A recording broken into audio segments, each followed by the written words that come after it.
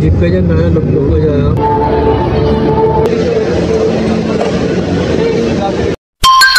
Team Buyat!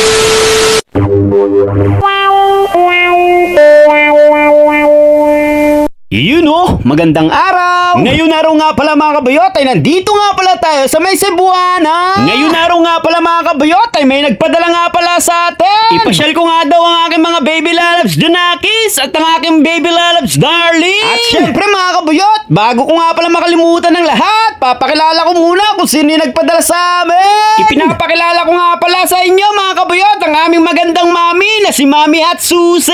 I love you so much Mami Hatsuse. Hindi nga pala namin alam ng aking baby lalabs Darling kung paano makakabawi sa'yo. Basta darating yung panahon ay makakabawi din kami sa'yo Mami Hatsuse. At isang mabilisang transition nga pala mga kabuyot. Ayan na nga pala ay nakabihis na nga pala kami dyan magkakapamilya. Yung mga oras na yung mga kabuyot ay nandyan na nga pala kami sa may kanto namin at mag-aabang na nga pala kami ng mga jeep dyan. Sobrang tagal nga pala namin nag-abang ng mga jeep dyan mga kabuyot. Mahigit 20 minutes at bigla na lang may dumating na anghel. At ayan nga pala yung anghel na sinasabi ko mga kabuyot. At isang miracle nga talaga ang araw na ito.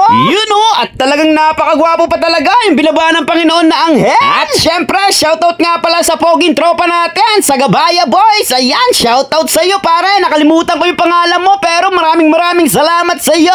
I love you. Yung mga oras na yung mga kabuyot ay talagang komportable na kami magkakapamilya. Maraming salamat nga pala sa iyo aming Panginoon. At dahil hindi mo na kami pinasakay ng jeep, biruin niyo yung mga kabuyot. Kung sumakay kami sa may jeep ay traffic na traffic at sobrang init talaga. Hindi katulad dito ay naka-aircon pa talaga kami. Grabe, iba talaga yung plano ng Panginoon. Kaya sayang sayo ko, Panginoon, I love you. At yung mga oras na yung mga kabuyot ay nahatid na nga pala kami sa may Olongapo City at pasakay na nga pala kami ng yellow jeep. Maraming nga palang salamat sa aking tropa sa Gabaya Boys. I love you talaga. At ayan mga kabuyot, nakasakay na nga pala kami dyan sa may yellow jeep at first time ko nga pala uling makasakay ng jeep mga kabuyot at medyo nahilo-hilo nga pala ako dyan. So anyway mga kabuyot, isang mabilisang transition nga pala uli. Nandito na nga pala kami sa loob ng SBMA. Ay pupunta nga pala kami sa may Ayala Mall. Yung mga oras na yan mga kabuyot ay nakikita ko nga pala sa mukha ng aking mga baby lalabs Junakis ay talagang tuwan-tuwa na naman sila. Syempre mga kabuyot, tayo nga palang mga magulang ay kapag nakikita natin tuwan-tuwa ang ating mga baby lalabs Junakis ay talagang tuwan-tuwa na rin tayo. At syempre mga kabuyot, bago ang lahat, bumili nga muna kami ng mga angatan ng aming mga baby lalabs Junakis. Bumili nga pala kami sa may potato corner. At syempre bumili na nga rin pala kami dito sa may SNR, yung pagkain ng mga kano. Ewan ko lang talaga kung magustuhan ng aking mga baby lalabs Junakis to dahil pagkain ng mga kano to. Pero yung mga oras na yung mga kabayot ay tinanong nga pala namin ng aming mga baby lalabs Junakis kung gusto nila dito. Gusto nga daw pala nila dito yung mga pizza.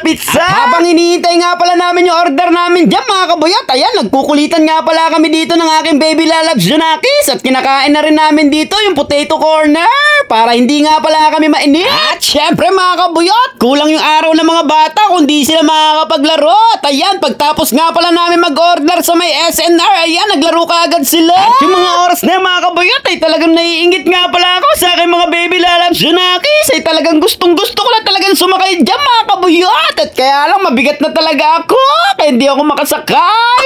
At pagkatapos nga pala nila maglaro-laro doon mga kabuyot, at ayan, naglaro nga pala sila dito at biglang lumapit sa amin yung guard. Bawal nga pala ditong laruan dahil sira na nga pala itong laruan dito at baka mapako-pako daw sila. At pagtapos nga pala maglaro ng aking mga baby lalabs Junakis ay nagutom nga uli sila mga kabuyot kaya bumili kami dito sa may Mixe. Yung mga oras na yung mga kabuyot ay naghihintay na nga pala kami dyan ng aming order sa Mixe. Medyo matagal-tagal nga pala dahil maraming nag-order. At ayan mga kabuyot, kitang-kita nyo naman ay napapasayaw talaga dito ang aking mga baby lalabs Junakis at dahil tuwan-tuwa na naman ang mga eating. Grabe mga kabuyot, napakahirap nga pala talaga maging vlogger mga kabuyot dahil marami kang kukunin na spot kung saan-saan. At ayan mga kabuyot, nakuha na nga pala namin yung order namin dyan kaya ayan ang aking mga baby lalabs Junakis ay tuwan-tuwa na naman. Tignan nyo tong isang panganay ko at ang aking bunso. At yung mga oras na yung mga kabuyot ay nakalabas na nga pala kami dyan sa may Ayala Mall ay pupunta naman kami ngayon sa may Jollibee. At isang mabilis mabilis ang transition nga pala mga kabuyot, ay nandito na nga pala kami sa may Jollibee. Medyo malapit nga lang pala ito, kaya mabilis-bilis kaming nakapunta. At syempre, nag-order na nga pala ng orderin dyan ang aking baby lalabs darling. At ini-interview ko nga pala dito ang aking mga junakis para hindi sila mainip. Wow, tourist guide lang ang dating. At ayan mga kabuyot, kumain na nga pala kami dyan. At pagdating ng order namin, at ang lalakas nga pala talagang kumain ang aking mga baby lalabs junakis. At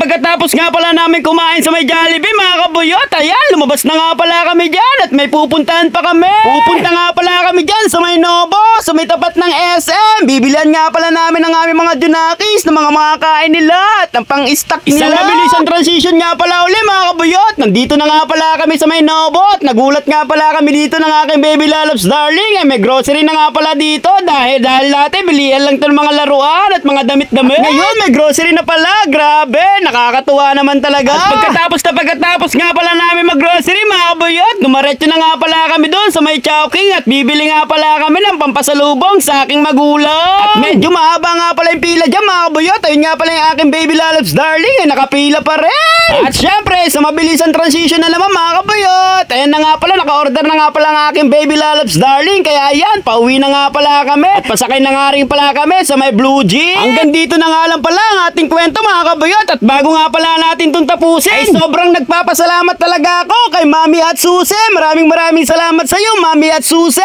I love you so much. So anyway mga kabuyot, nagpapasalamat na nga rin pala ako sa lahat na nag-like, share and follow ng aking page. Maraming salamat po. God bless you.